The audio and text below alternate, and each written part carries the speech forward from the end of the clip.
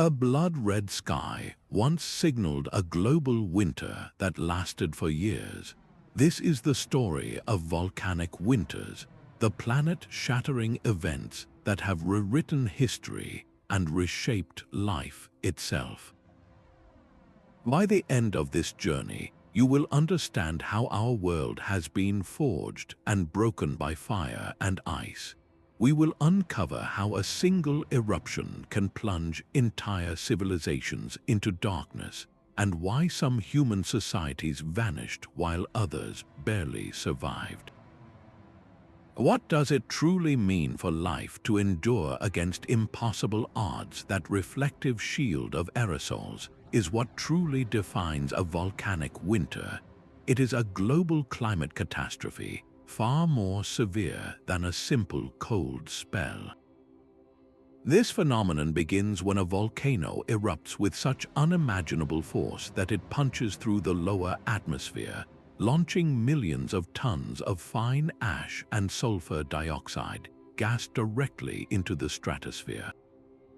Up there, high above our weather, the sulfur dioxide transforms into tiny droplets of sulfuric acid.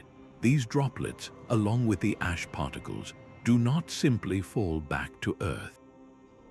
Instead, they spread across the globe, forming a thin, persistent haze that acts like a mirror in the sky. This mirror reflects a portion of the sun's life, giving rays back into space, preventing that vital solar energy from reaching the surface. The planet's thermostat is effectively turned down not for a week or a season, but for many months or even several years. This is the engine of a volcanic winter. The term itself was coined to capture the sheer scale and abruptness of this event. It is not a gradual ice age, but a sudden, violent override of our normal climate system. The key characteristics are as dramatic as they are devastating. Sunlight dims, casting the world in a perpetual, eerie twilight. Growing seasons vanish. Crops fail not in one region, but across entire hemispheres. Ecosystems collapse as plants wither and animals starve. A powerful example is the eruption of Mount Tambora in 1815. The following year, 1816, became known as the year without a summer. In July, at the height of the growing season, frosts blanketed New England and Europe. Snow fell in June. Harvests were destroyed, leading to catastrophic food shortages, famine, and social unrest across the Northern Hemisphere. This single event demonstrates with terrifying clarity how a geological event on one side of the world can trigger a cascade of environmental and human crises everywhere. So when ancient skies turned a bloody red and the sun faded to a pale disk, how did the people living through it understand what was happening to their world? That eerie twilight after Tambora was a brief glimpse of a far older, deeper terror. Long before written history, a catastrophe unfolded that nearly erased our species from the Earth. Roughly 74,000 years ago, on what is now the Indonesian island of Sumatra, the Toba supervolcano detonated. It was not merely an eruption. It was a planet-altering event, one of the most violent geological paroxysms in millions of years. The mountain unleashed an almost unimaginable 2,800 cubic kilometers of rock, ash, and gas into the sky. To put that in perspective, that is enough material to bury the entire state of Texas under nearly 10 feet of debris. This immense plume of sulfur dioxide and fine ash infiltrated the stratosphere, casting a global shroud that reflected sunlight back into space. The world was plunged into a volcanic winter that may have lasted for a decade. Global average temperatures are estimated to have crashed by 3 to 5 degrees Celsius. In a world already in the grip of an ice age, this was a devastating blow. Lush vegetation retreated, water sources vanished. The great herds of animals that early humans relied upon for food would have dwindled and disappeared. The entire planet became a place of scarcity and survival. the environmental chaos is believed to have triggered a profound crisis for our ancestors, a phenomenon known as the human bottleneck. The global population of Homo sapiens, already small and scattered, may have collapsed to just a few thousand breeding pairs, clinging to existence in isolated refuges. We see the ghost of this catastrophe in our own genes. Genetic studies of modern human populations reveal a startling lack of diversity dating back to around this precise time, a telltale sign of a severe population squeeze. Yet we are here. The story of Toba is not just one of devastation, but of incredible human resilience. In southern India, archaeologists have uncovered sophisticated stone tools lying directly beneath a thick layer of Toba ash. This is silent, powerful proof that some human groups not only witnessed the apocalypse but lived through it. They adapted their hunting strategies, found new sources of food, and passed their knowledge down through generations in a frozen, darkened world. This event stands as a stark reminder of how fragile our existence once was. It forces us to ask what other volcanic ghosts are hidden in the deep past, and what secrets do they hold about our survival. The genetic echo of Toba is a whisper compared to the thunderous collapse that reshaped the Bronze Age. Millennia later, around 1600 BCE, the Mediterranean world was dominated by the Minoans, a brilliant and sophisticated civilization centered on the island of Crete. Their palaces were sprawling architectural marvels with advanced plumbing and vibrant frescoes, a testament to a society of artists, traders, and sailors. Then the island of Thera, just 70 miles to the north, tore itself apart. The eruption was cataclysmic, a blast so powerful it hollowed out the island, leaving behind the dramatic caldera we now call Santorini. It ejected cubic miles of rock and ash into the sky, and the subsequent collapse of the volcano into the sea triggered tsunamis of unimaginable force. These colossal waves, towering walls of water, raced across the sea to smash into the northern coast of Crete, obliterating its vital ports and devastating the fleet that was the lifeblood of Minoan trade and power. But the disaster did not end with the waves. The volcano pumped a massive plume of sulfur dioxide high into the atmosphere, a pollutant so vast its chemical signature is still locked in ancient ice cores drilled from the Greenland ice sheet. This evidence confirms a global veil of sulfuric acid aerosols formed, casting a pall over the region and likely triggering a volcanic winter. Sunlight dimmed, temperatures fell, and growing seasons faltered. For the Minoans, this was a 1-2 punch of absolute devastation. Their agricultural heartland faced years of crop failure and famine, while their maritime economy lay in ruins, their ships and harbors shattered. In this state of profound weakness, they became vulnerable. The rising power of the Mycenaeans from mainland Greece saw an opportunity, and it was likely they who moved in to fill the power vacuum, absorbing what remained of the crippled Minoan culture. This cataclysm was so complete, so earth-shattering, that many scholars believe it seeded one of our most enduring legends. Plato's later story of Atlantis, a sophisticated island kingdom that vanished beneath the waves in a single day and night of misfortune, echoes the fate of Thera with uncanny precision. The archaeological site of Krakatoa, a Minoan town on Thera itself, was buried under countless tons of volcanic ash, preserving it like a time capsule. Walking its streets today is to witness a civilization frozen at its peak, a silent, poignant snapshot of a world interrupted. The fall of the Minoans stands as a powerful object lesson. It demonstrates that no amount of cultural advancement or technological prowess can fully insulate a society from the raw, physical power of our planet. When the sky turns red and the winter that follows is not of snow but of ash and darkness, even the greatest empires can be brought to their knees. That blood-red sky, so often described in ancient texts as a harbinger of doom, has a precise and beautiful scientific explanation rooted in the very air we breathe. The phenomenon is known as Rayleigh scattering, a process where tiny particles and molecules in the atmosphere scatter sunlight. Normally, our blue skies are a result of these particles scattering the short, energetic blue wavelengths of light in all directions.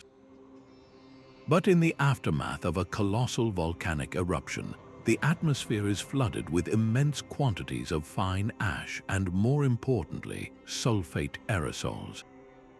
These tiny droplets of sulfuric acid, formed from the volcano's sulfur dioxide gas, are the perfect size to scatter the shorter blue and green light away from our line of sight.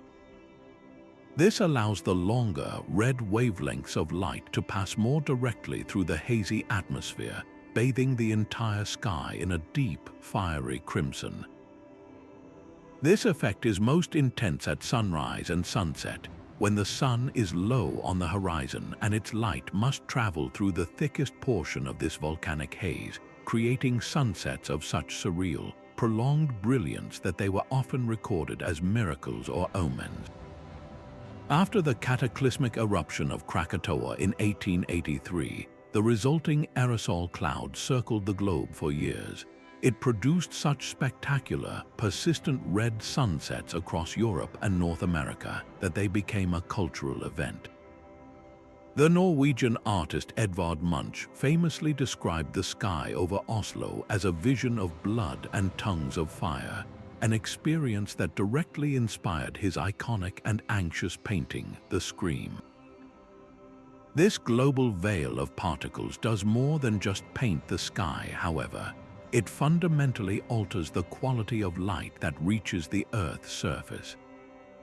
The sun can appear as a faint, pale disk even at midday, and twilight can linger for hours. This eerie, prolonged dimness is a direct visual signal of the profound changes occurring high above us. The same aerosols that create these breathtaking sunsets are also reflecting a significant portion of the sun's life, giving energy back into space, initiating the global cooling that defines a volcanic winter. So when ancient cultures witnessed the sun growing weak and the sky burning red, their interpretations of divine anger were not just superstition. They were observing with their own eyes the first signs of a planetary-scale climate event. The color shift was a warning written in light, a signal that the atmosphere itself had been wounded. But what happens when that wounded atmosphere begins to directly impact the world of plants, animals, and human survival on the ground? That same wounded atmosphere leaves a permanent record, locked away in the most remote places on Earth. Deep within the ice sheets of Greenland and Antarctica, scientists drill down through millennia, extracting cylinders of ancient ice known as ice cores. These pristine samples are frozen time capsules, layer upon layer of compressed snowfall that has captured and preserved tiny particles from the air of the past. Within these clear columns of ice, researchers can find the chemical fingerprints of long-vanished volcanic explosions. A sharp spike in sulfate deposits marks a specific year when a volcano pumped immense amounts of sulfur dioxide into the global stratosphere. By counting these annual layers, much like counting tree rings, they can date these cataclysmic events with astonishing precision. One of the most profound mysteries solved by this technique was the global climate catastrophe of 536 CE. Historical records from Europe and Asia describe a strange, dark fog that dimmed the sun for over a year, bringing summer frosts, crop failure, and widespread famine.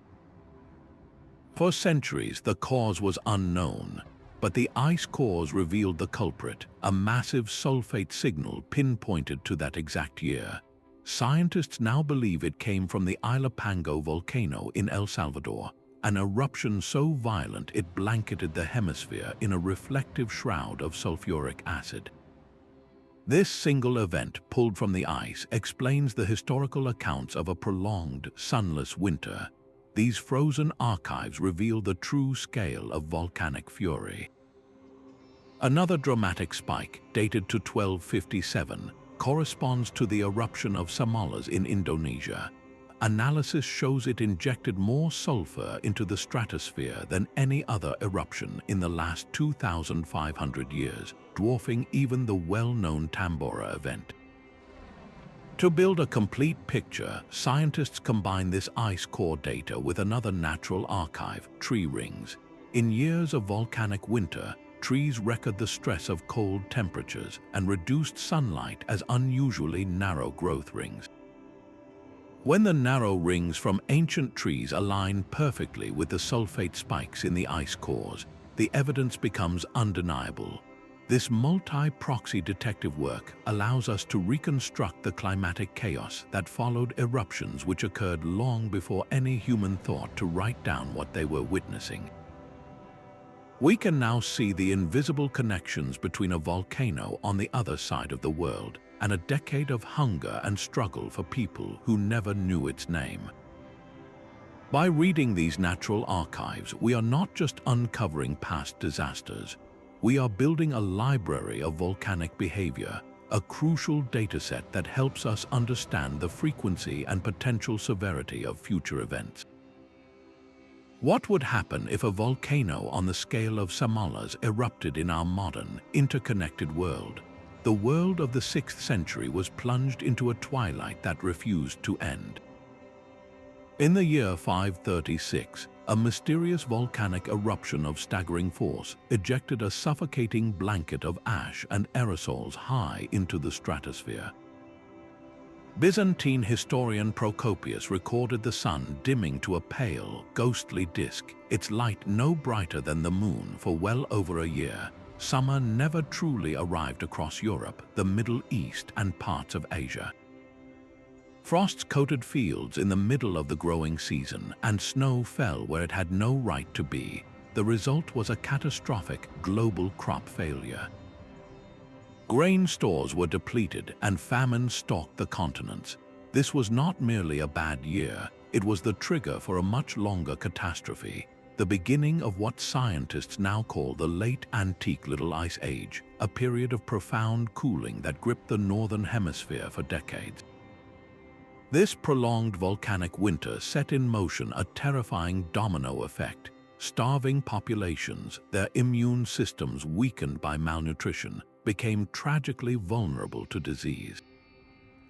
Just a few years after the sky dimmed, the first wave of the Justinian plague erupted from the Eastern Roman Empire.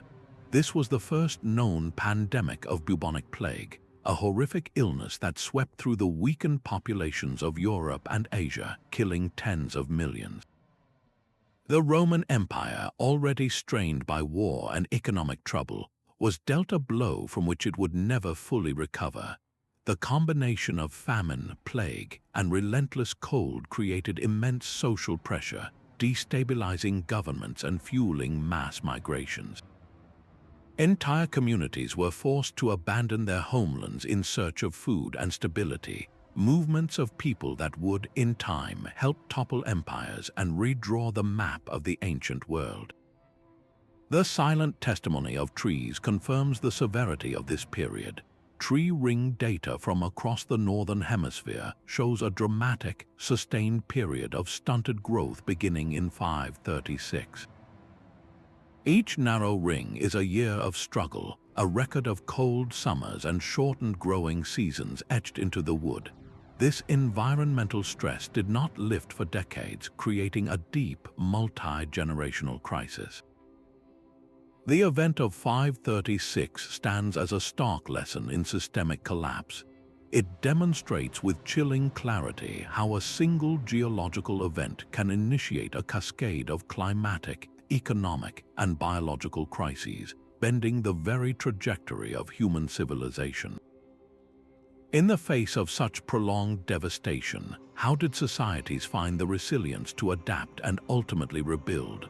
What new ways of living and governing emerged from the ashes of this cold, dark age? The ancient trees and ice cores tell a story of human struggle, but the land itself holds a deeper, older record of ecological chaos. When sunlight fades and temperatures plummet, the entire fabric of life begins to unravel.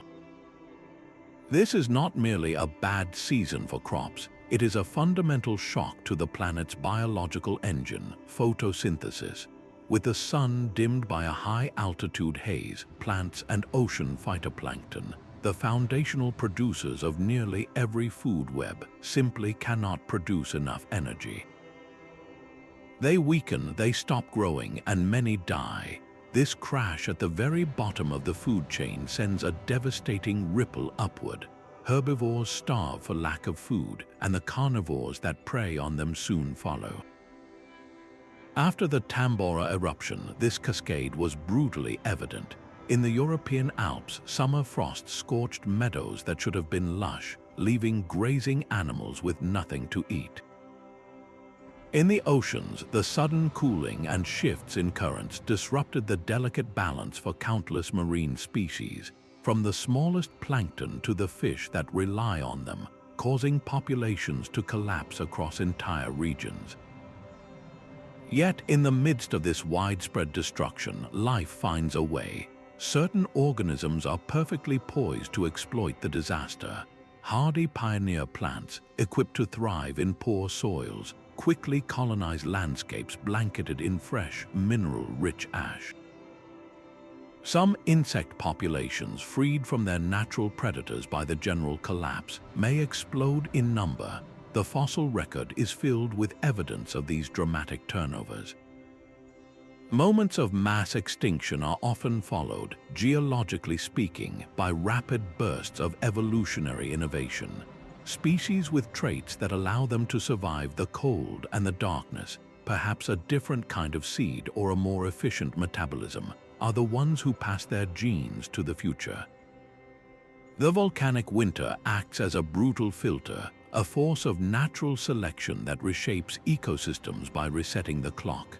A mature forest can be wiped out, only to begin again as a barren field of ash, starting the long process of succession over from scratch. This demonstrates a profound resilience in nature, but it is a resilience measured in centuries, not years. It forces us to confront a critical question. If ancient, complex ecosystems can be brought to their knees by a single volcanic event, how can our modern agricultural systems, which are vast, simplified, and utterly dependent on climatic stability, possibly hope to cope? A weakened body is an open door to plague. When volcanic winters choked the harvests of the past, the resulting famine did more than just empty stomachs. It shattered the very foundations of public health. Malnutrition is a brutal preconditioner for disaster, systematically breaking down the human immune system and leaving entire populations defenseless against diseases they might otherwise have survived. This deadly synergy was tragically clear after the colossal eruption of Huaynaputina in Peru in the year 1600. The volcanic winter that followed devastated harvests across the globe. In Russia, the resulting famine was so severe that it triggered a period of profound social and political chaos known as the Time of Troubles. Meanwhile, in the Andes, records speak of widespread starvation. But the crisis did not end with hunger. As people starved, they were also forced to migrate in desperate search of food, becoming vectors for the very pathogens that would prey upon them. Crowded into unsanitary refugee camps or newly packed cities, a single infection could ignite an epidemic. The historical pattern is chillingly consistent. The Great Volcanic Event of 536, which cast its shadow for over a year, directly paved the way for the first recorded outbreak of the bubonic plague, the Justinian plague, which swept across the Roman world just a few years later. The disease found a perfect landscape of misery in which to thrive, killing tens of millions who were already weakened by years of cold and hunger. Beyond the famine and disease nexus, the volcanic ash itself presents a direct health hazard. Inhaling the fine, abrasive particles of ash can cause severe respiratory illnesses, from asthma to silicosis, a scarring of the lungs, and when this same ash settles on waterways and soils, it can leach toxic elements like fluorine into drinking water, leading to poisonings and contaminating the food supply for both people and their livestock. This cascade of health crises places unbearable strain on a society. Governments, unable to feed their people or stop the spread of sickness, lose their legitimacy. Social order frays and cities built on trade and agriculture can become death traps, leading to their eventual abandonment. This grim history forces us to ask a vital question. In the face of such overwhelming, interconnected threats, what practical strategies did ancient cultures develop to endure these relentless assaults on their health and food security? The ghost of Samalas still haunts the ice. In 1257, a mountain on the Indonesian island of Lombok vanished in a cataclysm so immense it created the vast caldera we now call Mount Rinjani. This was the Samalas Eruption, a volcanic paroxysm that ranks among the most powerful of the last 10,000 years. It ejected a colossal 40 cubic kilometers of rock and ash, but its true global impact came from the staggering volume of sulfur dioxide it hurled into the stratosphere. Ice cores from both poles tell the same story, a sulfate spike of unprecedented magnitude that circled the planet, forming a brilliant, deadly sunshade. This single event did not just cause a bad winter, it helped shatter an entire climate epoch. For centuries, Europe had basked in the medieval warm period, a time of reliable harvests and vineyard growth in England. Samalas brought that era to an abrupt and chilling close. The volcanic aerosols reflected so much sunlight that they helped tip the global climate into a new, colder phase, the beginning of the Little Ice Age, a period of advancing glaciers and climatic instability that would grip the world for centuries. The human impact was immediate and brutal.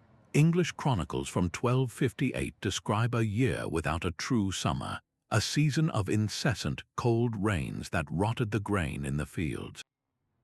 The harvest failed completely. With no grain to bring to market, the price of a basic loaf of bread skyrocketed beyond the reach of ordinary people. Famine gripped the land, a desperate hunger born not in England, but from a volcanic explosion on the other side of the world.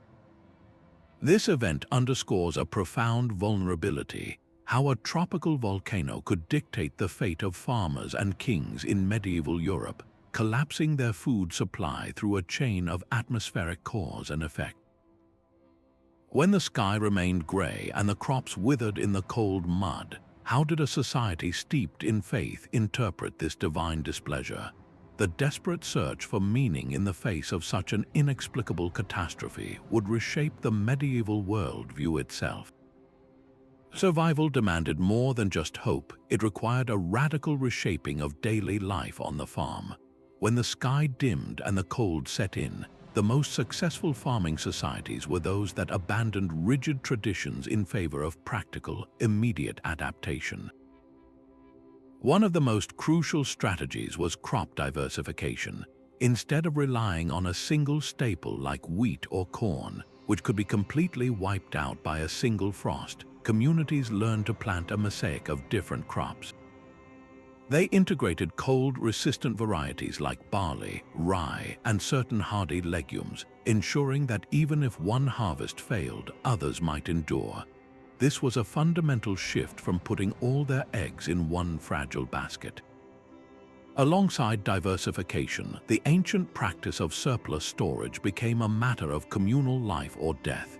Villages built and maintained large, shared granaries, carefully preserving surplus grain from good years as a buffer against the inevitable lean ones.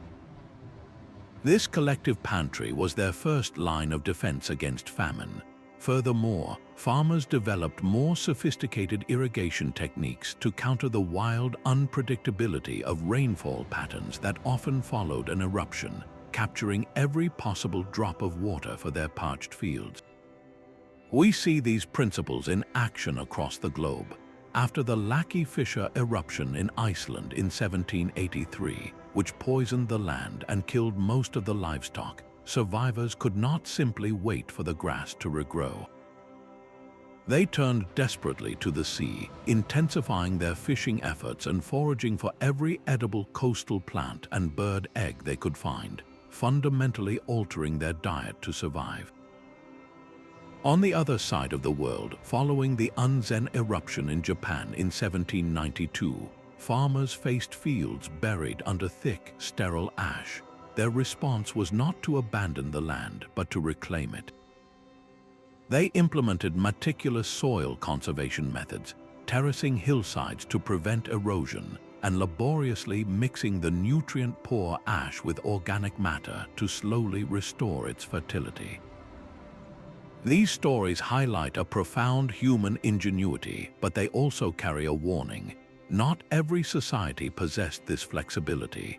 The Norse settlements in Greenland, for instance, collapsed entirely when the climate cooled, their reliance on a pastoral, European way of life making them unable to adopt the successful maritime hunting strategies of the indigenous Inuit. Their fate stands in stark contrast to the adaptable communities that weathered the storm. This historical struggle raises a compelling question. In a world without instant communication, how did these innovative techniques for survival travel from one isolated valley to the next? The answer lies in the ancient, life-saving networks of trade and cultural exchange. The most powerful volcanic explosion in recorded history tore apart Mount Tambora in April 1815. Its roar was heard over 1,000 miles away, but its true impact was silent and global. The eruption lofted an immense plume of sulfur dioxide high into the stratosphere, a pollutant that soon transformed into a sun-blocking veil. This thin haze drifted across the planet, reflecting sunlight back into space and causing average global temperatures to plummet by nearly 1 degree Celsius.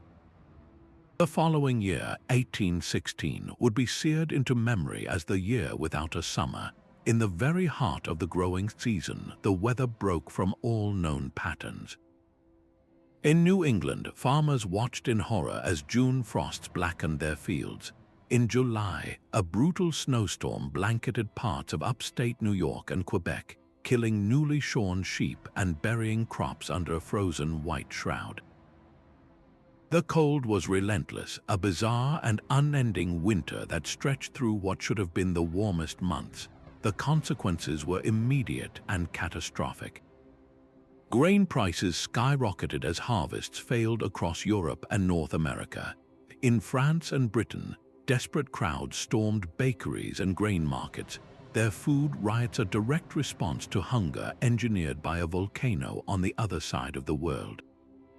Entire families, their livelihoods destroyed by the cold, packed their few belongings and joined a mass migration westward, seeking better conditions and becoming part of a great exodus that helped settle the American frontier. Yet from this global gloom emerged a surprising cultural spark. A group of writers, including a young Mary Shelley, was vacationing in Switzerland, forced indoors by the incessant chilly rains. To pass the time during that miserable summer, they challenged each other to write ghost stories. Confined by the unnatural weather, Mary Shelley conceived her masterpiece, Frankenstein, a tale of creation and catastrophe born from a darkness that was quite literally in the air. The story of Tambora is a stark lesson in modern vulnerability. It proved that even in an age of growing industry and science, human society remained utterly tethered to the stability of the climate. The crisis forced a reluctant and piecemeal response from governments. Some towns opened public soup kitchens, while others banned the export of grain to keep food within their borders. In a few forward-thinking places, the disaster spurred the very first discussions about creating emergency food reserves, a nascent recognition that governments had a role to play in shielding their people from global shocks. The question hanging in the cold air was whether these fragile, initial steps would be enough to prepare for a future where the sky might once again turn to ash.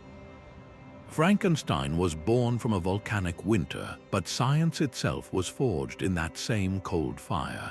The desperate need to understand these inexplicable events has repeatedly shattered old paradigms and accelerated human ingenuity. Following the year without a summer, the strange, global weather patterns became a puzzle that demanded a solution. This spurred the formalization of meteorology as a true science. Amateur scientist Luke Howard, observing the altered skies over England, developed the first standardized system for classifying clouds, giving names like cumulus and stratus to the very formations that were reshaping the climate. His work was a direct attempt to bring order to the atmospheric chaos unleashed by Tambora, transforming the sky from a realm of omens into a system that could be studied and understood. The next great leap came with the cataclysm of Krakatoa in 1883. The eruption generated a pressure wave so powerful it traveled around the globe not once, not twice, but 7 recorded times. This phenomenal event was detected by a newly established global network of barometers, instruments designed to measure atmospheric pressure. For the first time, scientists could track the physical echo of a single explosion as it rippled across the entire planet, providing irrefutable proof of our atmosphere's interconnected nature and laying the groundwork for modern seismology. Today, our vantage point has moved from the ground to the heavens. A constellation of Earth-observing satellites now keeps a silent, unblinking watch on the world's volcanoes. These eyes in the sky can detect the subtle bulging of a mountainside, measure the faint heat of an awakening magma chamber, and track the spread of an ash plume in real time as it punches into the stratosphere. This constant stream of data feeds into sophisticated climate models, allowing scientists to forecast not just the weather, but the potential global climatic impact of a major eruption. The drive to overcome these disasters has pushed us to create global early warning systems and international protocols for disaster response, a testament to our collective will to survive. This relentless pursuit of knowledge raises a profound question for our future. As we stand on the brink of new revolutions in artificial intelligence and planetary monitoring, what unseen threats might these next-generation technologies help us foresee? Could we one day not just predict a volcanic winter, but find a way to soften its blow? These fiery skies were never just a spectacle. They were a canvas upon which humanity painted its deepest fears and beliefs. Across the globe, the unnatural crimson of a volcanic sunset was interpreted as a dire omen, a signal of divine anger that demanded explanation. In Norse mythology, the prophecy of Ragnarok is preceded by Fimbulwinter, 3 consecutive winters with no summer in between, a time of bitter cold and social collapse that swallows the world. This legend, preserved in the Poetic Edda, reads like a perfect cultural memory of a prolonged volcanic winter, a story passed down through generations to explain a climate catastrophe that once truly befell them. Far across the Atlantic, the Maya creation epic, the Popol Vuh, describes a primordial era when a great fog darkened the world and the sun was effectively hidden. This echoes the geological evidence of the Ilopango eruption, which would have plunged their ancestors into a twilight lasting years. These myths were not mere fantasies. They were the ancient world's way of data storage, encoding real survival traumas into powerful cautionary tales about the fragile balance between humanity and the natural world. This human need to find meaning in disaster extended into art. The vivid, unsettling red skies in the background of many Renaissance paintings, often depicting biblical plagues or the crucifixion, may well have been inspired by the artist's own experiences with ash-laden atmospheres following distant eruptions. These stories and images represent a universal human impulse. When the world turned strange and threatening, people used the frameworks they had, mythology and art, to process the incomprehensible. This legacy forces us to look at our own modern world. We no longer blame angry gods for a failing harvest, but we are crafting new narratives all the same. How do our films, our news reports, and our global conversations frame the looming threats of climate change or future eruptions? We have exchanged sagas of frost giants for data-driven models, but the essential human quest to understand, to warn, and to find meaning in the face of planetary forces remains utterly unchanged. The sound of its detonation remains the loudest in recorded history. When Krakatoa erupted in August 1883, the blast tore across 4,800 kilometers of ocean, a shockwave of pure noise heard as far away as Rodriguez Island in the Indian Ocean. For the first time, a geological catastrophe was a truly global media event. The newly laid submarine telegraph cables carried frantic news reports from Batavia, now Jakarta, within hours, spreading word of the disaster across Europe and America in a single day. The world was suddenly, startlingly small. Krakatoa's violence was not confined to that single, deafening moment. The eruption generated tsunamis of horrifying power, waves that slammed into the coastlines of Java and Sumatra, scouring entire villages from the map and claiming the lives of over 36,000 people. This staggering death toll was a brutal reminder that a volcano's fury is not just fire and ash, but water and wave, a multifaceted hazard that attacks on every front. Yet the most profound impacts were unfolding high above the devastation.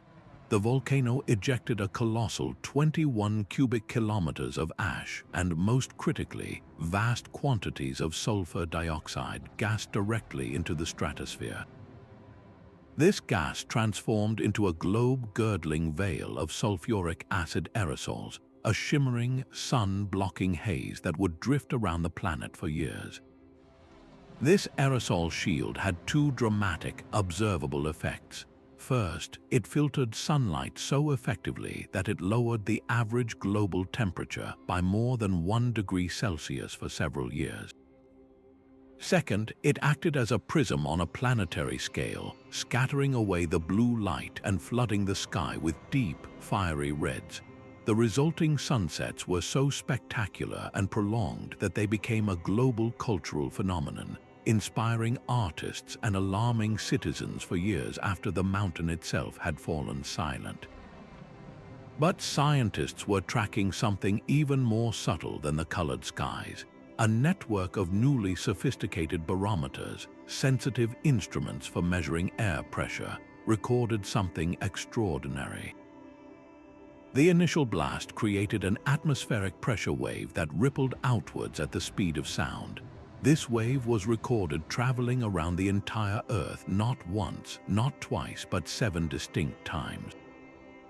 Every observatory on the planet witnessed the same pulse, the same rhythmic rise and fall in pressure, a tangible echo of the explosion ringing our world like a bell.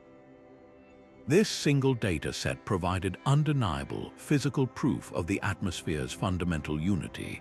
Krakatoa was no longer just a regional disaster, it was a planetary experiment.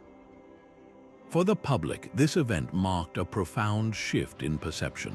The telegraph reports and detailed scientific accounts demystified the catastrophe. This was not an act of a capricious deity, but a physical event that could be measured, tracked, and understood. It forged a new relationship between humanity and natural disaster, one where science, not superstition, held the key to explanation. The global conversation had irrevocably changed. The question now was not what the gods intended, but what the instruments recorded.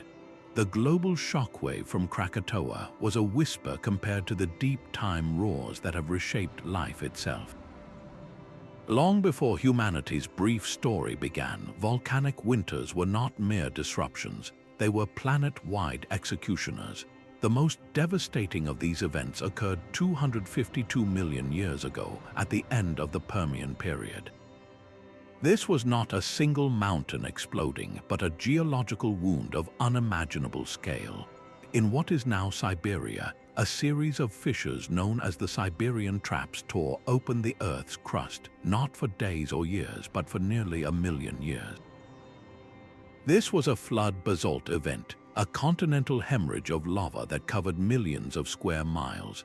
The initial eruptions would have launched immense plumes of ash and sulfur dioxide high into the atmosphere, plunging the planet into a profound and sustained volcanic winter. Sunlight was abruptly cut off, photosynthesis stalled, and global temperatures crashed. But this was only the beginning of the horror. The same eruptions also released staggering volumes of greenhouse gases, primarily carbon dioxide, which began to accumulate over centuries. The planet then swung violently from a deep freeze into a scorching greenhouse. This brutal 1-2 punch of ice and fire was more than most species could bear. On land and in the seas, ecosystems collapsed. Over 90% of all marine species and 70% of terrestrial vertebrates vanished forever.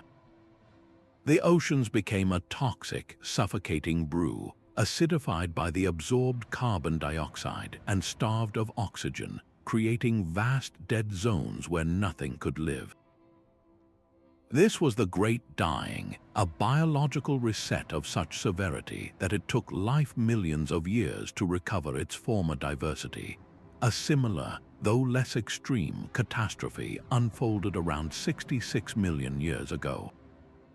The Deccan Traps in India began a massive, prolonged eruptive phase, again pumping climate-altering gases and aerosols into the air. This created a world already under stress, a planet likely experiencing significant cooling and climatic instability even before the infamous asteroid struck. The dinosaurs were already living in a world thrown off balance by volcanism, their fate sealed by the combined assault from both below and above. These ancient apocalypses teach us a sobering lesson about resilience. Life as a force is tenacious, but individual species and complex ecosystems are incredibly fragile.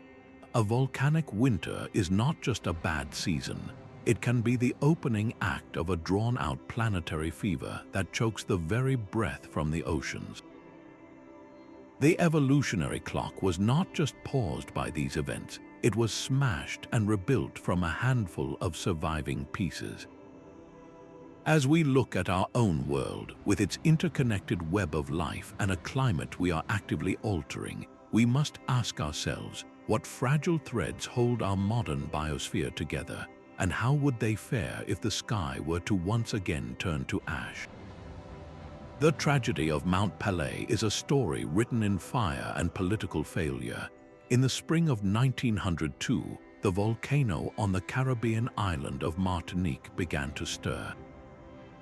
Earthquakes rumbled, and the mountain spewed clouds of ash, clear warnings of an impending catastrophe. Yet the city of St. Pierre, known as the Paris of the Caribbean, remained full of life. Its 30,000 residents were largely unaware of the danger, an ignorance enforced by the island's colonial government. Officials, desperate to maintain order and avoid panic during an upcoming election, actively downplayed the threat. They even stationed soldiers to block the roads, preventing people from fleeing. This decision sealed the city's fate. On the morning of May 8th, the mountain summit split open. A colossal, superheated cloud of gas, ash, and rock, what scientists call a nuée ardente or glowing cloud, blasted down the slopes at hurricane speed. This was a pyroclastic flow, an avalanche of incandescent death that reached St. Pierre in less than a minute. The city was vaporized, every building was flattened and set ablaze. Nearly every soul in the city perished almost instantly, their world erased in a single, horrifying breath. The sole survivor was a prisoner named Louis-Auguste Cyparis, sheltered in a deep, underground cell. His survival was a grim testament to the sheer, annihilating power that had passed over him. While Pelé did not trigger a global winter, its eruption column did influence regional weather, casting a pall over the eastern Caribbean and affecting rainfall patterns for months. The true lesson of Pelé, however, lies not in its geology but in its governance. The disaster was not an act of God alone. It was a man-made catastrophe born of colonial negligence and a fatal disregard for scientific warning. In the aftermath, the French geologist Alfred Lacauer arrived to study the ruins. He was the first to meticulously describe the Nae Ardent, giving a name to the phenomenon that would forever change how volcanologists understand the deadliest volcanic hazard. His work established that these pyroclastic flows, not lava, are often the greatest killers in a volcanic eruption. The ghosts of Saint Pierre forced a reluctant world to confront a difficult truth.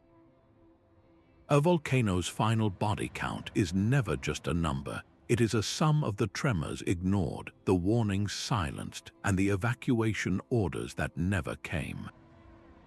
How do we ensure that the desperate lessons of the past are not forgotten by the governments of the present? Those digital crystal balls are now our most vital tool for peering into a volcanic future.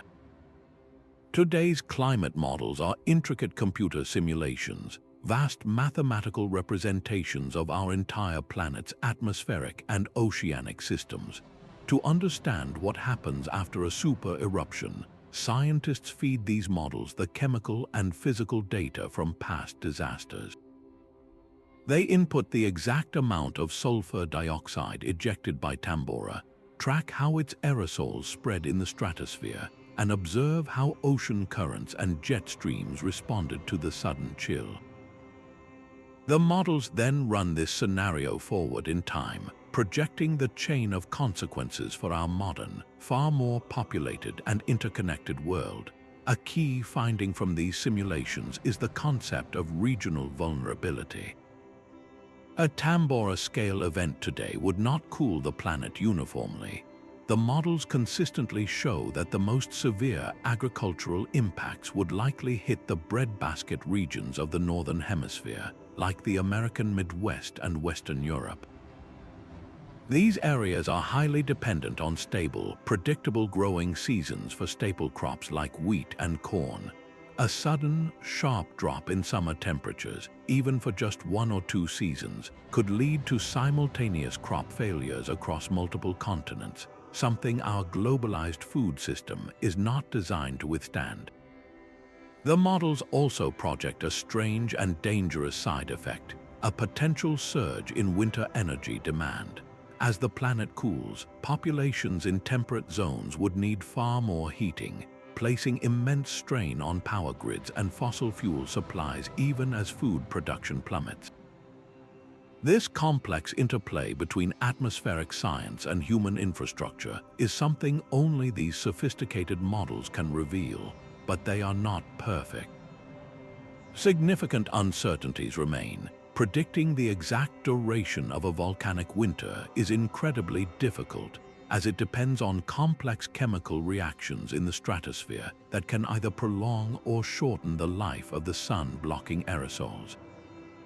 The models also struggle to perfectly simulate how volcanic particles influence cloud formation, which can either amplify or mute the overall cooling effect.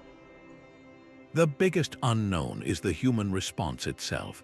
How would governments, markets, and millions of people react to a confirmed multi-year global food crisis? This social and economic chaos is a variable that no computer, no matter how powerful, can yet fully quantify. So where does this leave us staring into a simulated future of ash and cold? The 1991 eruption of Mount Pinatubo gave us a front-row seat to a controlled planetary experiment. For the first time, a major volcanic event was monitored from space with a full suite of modern instruments. When the Philippine mountain exploded, it lofted approximately 20 million tons of sulfur dioxide directly into the stratosphere.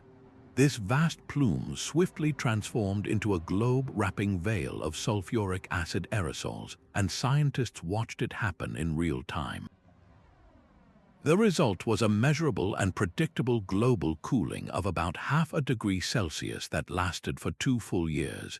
This was not a theoretical model. It was a live demonstration of a volcanic winter playing out on a global stage, and it provided climate science with an invaluable reality check.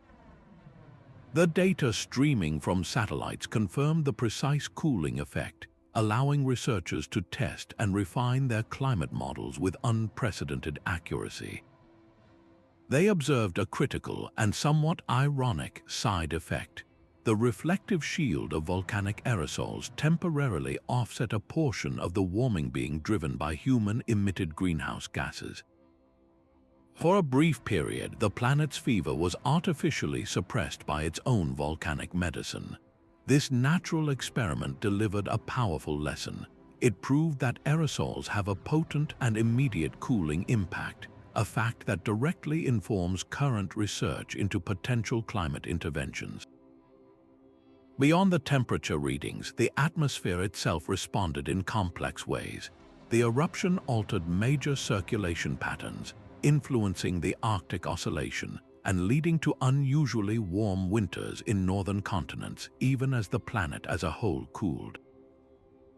And in the skies, people around the world witnessed the now familiar spectacle of intensely brilliant, prolonged red sunsets, a beautiful side effect of the same particles that were chilling the globe.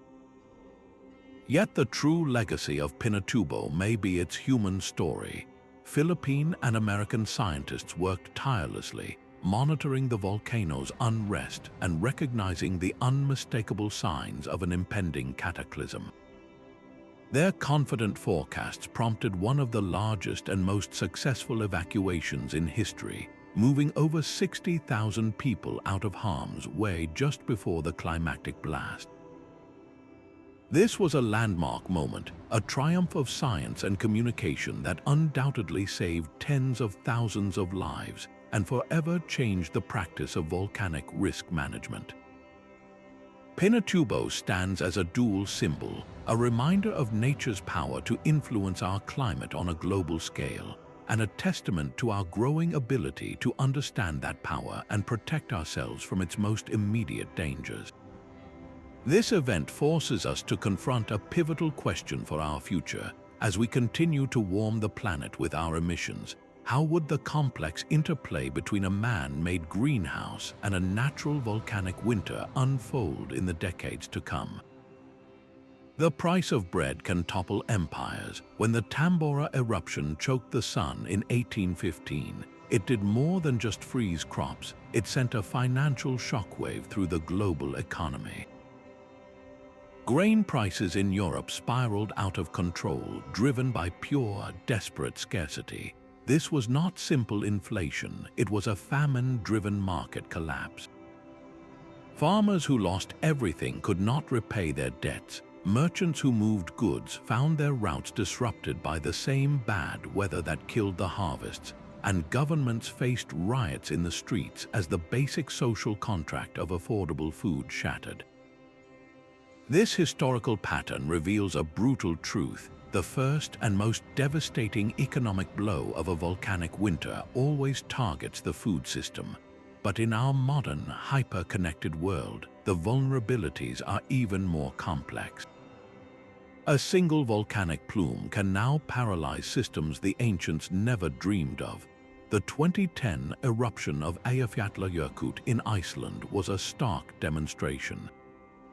While it did not cause a winter, its ash cloud created an unprecedented crisis for European aviation. For over a week, airspace across the continent was shut down. Over 100,000 flights were cancelled. The cost to airlines soared to an estimated $1.7 billion, but the financial pain did not stop there. The grounding stranded millions of passengers, crippled global tourism, and halted the rapid delivery of high-value goods, from fresh flowers to critical electronic components. This event was a wake-up call, proving that a localized eruption could trigger immediate, multi-billion-dollar disruptions to the very arteries of modern commerce. In response, a new industry of risk modeling has emerged. Global insurance companies now meticulously calculate the potential losses from volcanic events, pricing this ancient threat into modern policies. Forward-thinking businesses, especially those with intricate, just-in-time supply chains, are forced to develop elaborate contingency plans, mapping out alternative suppliers and transportation routes to avoid being crippled by a single eruption thousands of miles away. This intricate web of economic interdependence is our greatest strength and our most profound weakness.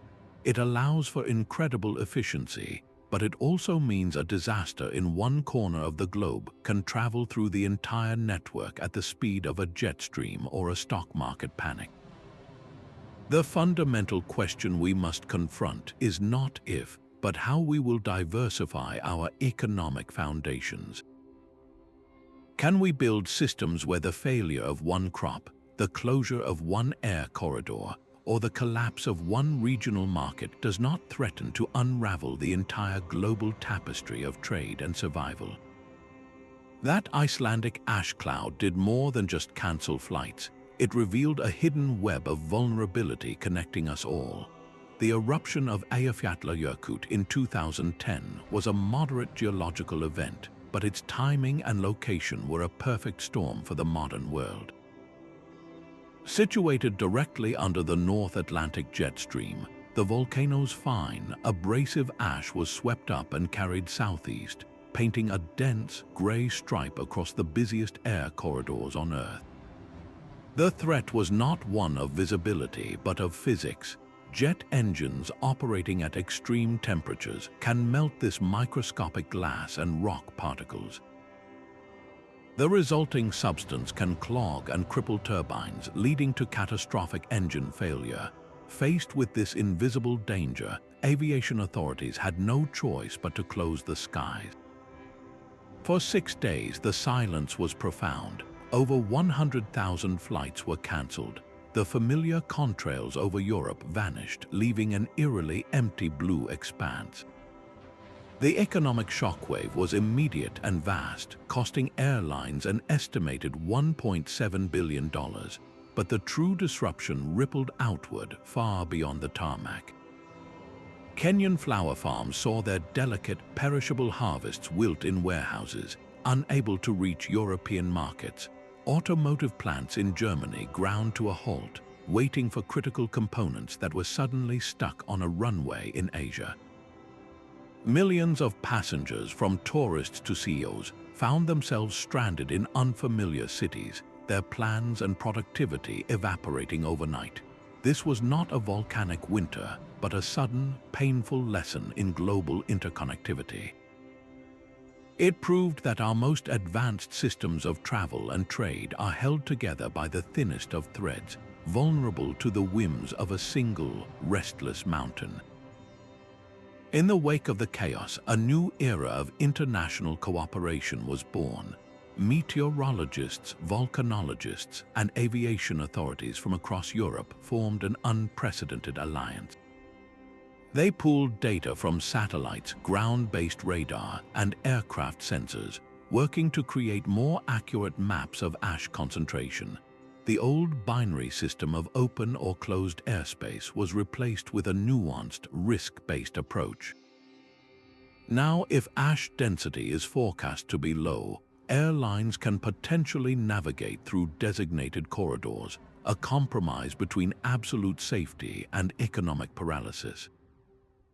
This event forced a technological arms race in ash detection, leading to the development of more sophisticated infrared satellite systems and laser-based sensors that can pinpoint the specific size and density of ash particles from miles away. The ghost of Eyjafjallajökull taught us a critical lesson that our preparedness cannot be measured in national borders, but only in the strength of our global collaboration. As our world grows ever more connected, This raises a daunting question: what other hidden pressure points, from undersea internet cables to global financial networks, could be severed by the next eruption? The same blood-red sky that heralded famine has also ignited the human imagination for centuries. When the tangible world becomes unstable, art and literature become a refuge, a way to process the incomprehensible. We see this most famously in the birth of a modern myth during the year without a summer. Confined to a Swiss villa by the relentless cold and rain, Mary Shelley and her companions turned to storytelling. The gloomy, ash-filtered light outside, a direct result of Mount Tambora, seeped into her writing. Her novel Frankenstein is saturated with this atmosphere, a tale of a monstrous creation born not in a bright laboratory, but from a world out of balance, reflecting the existential anxieties of a planet suddenly plunged into an unnatural chill. It is a story that asks, what responsibility do we have for the forces we unleash? A question that resonates deeply in an era of volcanic or even human-made climate change. Decades later, the painter J.M.W. Turner captured the sublime terror of these events without ever naming them. His later works are masterpieces of atmospheric chaos, with swirling, fiery skies that seem to consume solid forms. Art historians have long noted that his intense use of color coincided with the period following the Krakatoa eruption, when spectacular sunsets painted the European sky for months. Turner was not merely depicting a sunset, he was translating a global environmental phenomenon into a visceral emotional experience, making the invisible chemistry of the stratosphere feel immediate and awe-inspiring. This creative response extends beyond the visual and literary into the realm of sound.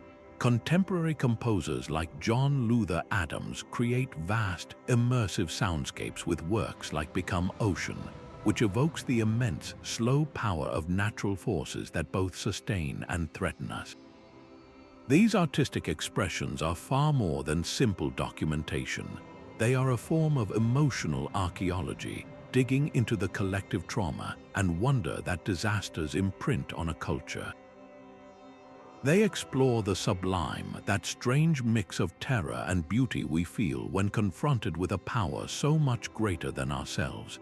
This legacy of creative interpretation is alive and well today. How are modern artists and filmmakers grappling with our current environmental crises? Their work often serves as a stark warning, using the volcanic winter of the past as a metaphor for a potential climate-altered future, urging us to see the beauty in our fragile world before it becomes the subject of another generation's lament. Beneath the serene landscapes of Yellowstone National Park lies a geological beast of almost unimaginable power. This is not a single mountain, but a vast caldera, the collapsed scar of a supervolcano that has detonated 3 times before. Its past eruptions were planet-altering events. The last colossal explosion, 630,000 years ago, ejected over 1,000 cubic kilometers of rock and ash, enough to bury the entire state of Texas under 5 feet of debris. A future eruption on this scale would be more than a natural disaster. It would be a global climatic reset. The immediate vicinity would be annihilated under a torrent of incandescent ash, but the true danger would soar high into the stratosphere. The volcano would pump billions of tons of sulfur dioxide into the sky, creating a sun-blocking haze so dense and persistent it would plunge the entire planet into a volcanic winter lasting for years. Global average temperatures could plummet by 10 degrees Celsius or more. Growing seasons would vanish across the world's breadbaskets, triggering a simultaneous global collapse of agriculture. This is not a scene from a film, it is a scientific scenario based on the deep history of the land itself. So how do we watch a sleeping giant? The answer lies in a silent, high-tech vigil. Scientists maintain an intense watch over the Yellowstone caldera, using a sophisticated network of seismometers to track the rumble of earthquakes and instruments called GPS stations to detect the subtlest bulging of the ground, a sign of magma moving deep below. Satellites peer down from space, measuring minute changes in the elevation of the park with a precision of millimeters. This entire system is designed to provide an early warning, not of days or weeks, but potentially of centuries, giving humanity a crucial head start. While the probability of an eruption in our lifetime, or even the next 1,000 years, remains incredibly low, the sheer magnitude of the consequences forces us to contemplate the unthinkable. Governments and emergency agencies have run preparedness exercises that play out this catastrophic script. They simulate the logistics of feeding billions in a world without harvests, the grim necessity of global food rationing, and even the controversial possibility of climate engineering, such as attempting to disperse the volcanic haze or brighten clouds to reflect more sunlight. These are desperate measures for a desperate situation. The story of Yellowstone forces a profound and unsettling question upon us. In a world already strained by climate change and political division, what would be the most critical first step if our instruments ever told us the beast was beginning to stir? Would it be a global scientific collaboration, a desperate race to secure food reserves, or a technological gamble to engineer our atmosphere? The clock would be ticking for all of us. A sun that refuses to shine does more than chill the earth. It casts a long shadow over the human mind. When the sky dims for months or even years, the perpetual twilight takes a measurable psychological toll. The condition we now call seasonal affective disorder, with its symptoms of depression and lethargy, would have been a universal experience during a volcanic winter, but magnified 1,000-fold by the certainty of famine and the collapse of the familiar world. This prolonged environmental stress breeds a deep-seated anxiety and a collective trauma that can reshape an entire society's behavior. In the desperate search for answers and control, people often turn to powerful and sometimes destructive explanations. Historical records show that periods of extreme famine and cold were frequently followed by waves of scapegoating and persecution. The infamous witch trials that erupted in Europe and North America, for instance, often correlate with years of failed harvests and bitter cold. When reason could not explain why the sun had abandoned them, communities sometimes projected their fear and anger onto the most vulnerable among them, finding a terrible human cause for an inhuman disaster. This dark impulse reveals a tragic facet of our psychology, the need to assign blame when the universe feels chaotic and malevolent. Yet, this is only one possible response. To understand the full spectrum of human resilience, we can look to modern analogues like scientific crews overwintering in Antarctica. These isolated groups, enduring months of total darkness, demonstrate that social cohesion is not just a comfort, but a survival strategy. Studies of these communities highlight the critical importance of maintaining routines, shared goals, and robust mental health support. When individuals feel connected to a group purpose, they are far better equipped to withstand the psychological siege of endless night. These events act as a brutal stress test, revealing both the fragility and the strength of our social bonds. They can fracture communities with paranoia and violence, but they can also forge incredible solidarity, with neighbors sharing the last of their food and strangers offering shelter. The question for our modern world is not if we will face crises, but how we can consciously build the social and psychological infrastructure to endure them. How do we foster communities that respond to fear with support instead of suspicion? And how do we prioritize mental well-being as a non-negotiable pillar of our disaster preparedness plans? The same mechanism that once triggered global famines is now being studied as a potential remedy for our overheating planet. This controversial field is known as solar radiation management. The core idea is strikingly simple: to deliberately mimic the cooling effect of a major volcanic eruption by injecting reflective sulfate aerosols into the stratosphere. Proponents see this as a planetary emergency brake, a way to rapidly lower global temperatures and buy humanity crucial time to transition away from fossil fuels. Theoretically, a carefully managed program could offset a significant degree of human-caused warming, potentially slowing the collapse of ice sheets and mitigating the most extreme heat waves. It is a technological solution born from observing nature's most destructive forces. Yet, the lessons from volcanic winters serve as a stark warning about the profound risks of such an intervention. We know from history that this sun-blocking veil does not cool the planet uniformly. The same global haze that lowers average temperatures can also drastically alter precipitation patterns. After the Pinatubo eruption, the temporary cooling disrupted monsoon cycles, leading to regional droughts and floods. A deliberate geoengineering program could therefore create winners and losers, potentially depriving some regions of vital rainfall while benefiting others, raising immense ethical and geopolitical questions. Who would have the right to control the global thermostat? How would the world compensate a nation that suffers a crop failure because of a manipulated climate? Beyond rainfall shifts, the chemical reactions between sulfate aerosols and the ozone layer are a major concern. The same particles that reflect sunlight can also activate chlorine and bromine in the stratosphere, accelerating the destruction of the protective ozone layer that shields us from harmful ultraviolet radiation.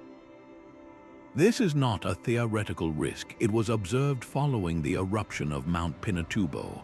To better understand these complex atmospheric processes, scientists have proposed small-scale experiments. The Stratospheric Controlled Perturbation Experiment, or SCOPEX, is one such research effort. It aims to release tiny, harmless amounts of material, like calcium carbonate, into the high atmosphere to study how they disperse and interact with stratospheric chemistry. Even these limited tests are surrounded by intense debate, highlighting the global apprehension about taking such an active and potentially irreversible role in managing our climate. The central dilemma is this: does our understanding of past volcanic winters give us the wisdom to safely replicate them, or does it reveal a system too complex and unpredictable for us to ever hope to control? 8 months of continuous fire tore open the earth in Iceland. The Laxey-Fisher eruption of 1783 was not a single violent explosion, but a relentless 8-month-long hemorrhage of the planet. A 27-kilometer-long crack in the ground spewed fountains of lava and an almost unimaginable volume of poisonous gas. The true devastation came not from the fire, but from the fog. The eruption pumped 120 million tons of sulfur dioxide into the air, creating a choking, acidic haze that drifted eastward, smothering Europe in what became known as the Laxey fog. This was not a typical weather event. The haze had a distinct sulfurous smell and caused eyes to water and lungs to burn. It blotted out the sun, casting a sickly pall over the continent for the entire summer. The resulting volcanic winter effect was immediate and severe. Summer temperatures across the northern hemisphere dropped by 1 to 2 degrees Celsius, a seemingly small number that masked a catastrophic reality. Crops across Europe withered in the fields under the dim, poisoned sky, leading to widespread famine. Mortality records from the period show a grim spike, with tens of thousands of excess deaths attributed directly to the hunger and respiratory illnesses that followed. But the heart of the tragedy was in Iceland itself. Alongside the sulfur dioxide, the eruption released vast clouds of hydrogen fluoride. This toxic gas settled on the grass, poisoning the land. Iceland's livestock, the very foundation of its survival, began to die in agonizing ways. The fluoride caused bone deformities and rotting teeth, leaving animals to starve with mouths full of decay. Over 50% of the island's cattle and horses perished, and then over 80% of the sheep.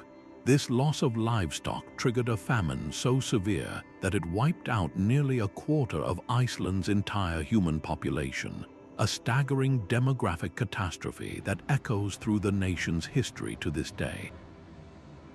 An ocean away in Paris, a keen scientific mind was observing the strange haze.